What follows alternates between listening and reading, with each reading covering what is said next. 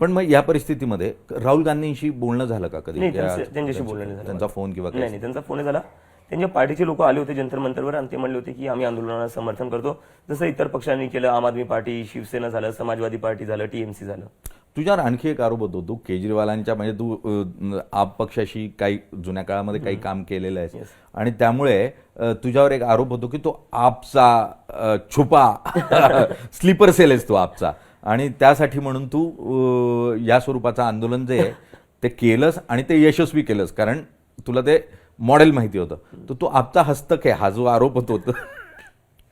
नाही, तसं जर असलं असतं सर तर मी माझे ट्विट डिलीट केले असते सगळ्यात आधी. मी माझं एकही ट्विट डिलीट नाही केले. राघव चड्ढानी जसं केलं होतं ना, मी तसं केलं असतं. मी तो गोष्ट लपवून ठेवली असती ना. पण मला वाटतं मी मराठी माध्यमांना जेव्हा सगळ्यात पहिला इंटरव्ह्यू दिला, मला कोणीच विचारलं नव्हतं, कारण की तुमच्या कोणालाच अभिजित दिपके कोणी माहिती नव्हतं तेव्हा. तेव्हा मी स्वतःहून सांगितलं की मी आधी 2-3 वर्ष आम आदमी पक्षासोबत काम केलेलं आहे आणि मी ते लपवलं नाही. मला जर काही छुप्या अजेंडाने काही करायचं असतं तर सगळ्यात आधी मी ती गोष्ट लपवली असती. इंटरनेटवरनं माझं सगळं फुटप्रिंट डिलीट करून टाकलं असतं, कोणाला काय कळालं असतं. पण एक होतं की मला प्रामाणिक राहायचं होतं जनतेसोबत. जर मी प्रामाणिक नसेल तर मी दुसऱ्यांना कोणत्या गोष्टीवर शिव्या घालू, तेच आहे ना. आणि दुसरी गोष्ट सर, आम आदमी पक्षासोबत काम केलेलं. आम आदमी पक्ष काय एखादी टेररिस्ट ऑर्गनायझेशन नाहीये.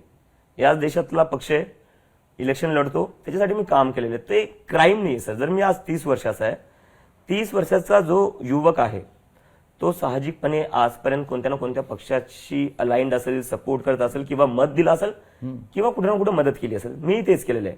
जर तुम्ही 30 वर्षाची होईपर्यंत जर तुम्ही पॉलिटिकली अवेअर नसाल किंवा अजिबात पॉलिटिकल नसाल, हे देशासाठी खूप घातक आहे.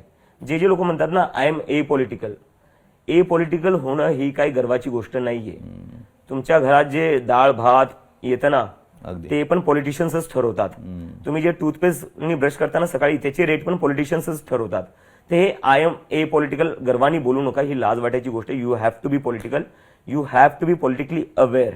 कारण की तुमचाच देश आहे. तुम्ही उद्या काय म्हणून शिव्या घालसाल मग की या देशात सगळं वाईटच आहे. वाईट याच्यामुळे कारण की तुम्ही लोक लक्ष देत नाही. अगदी खरं आहे.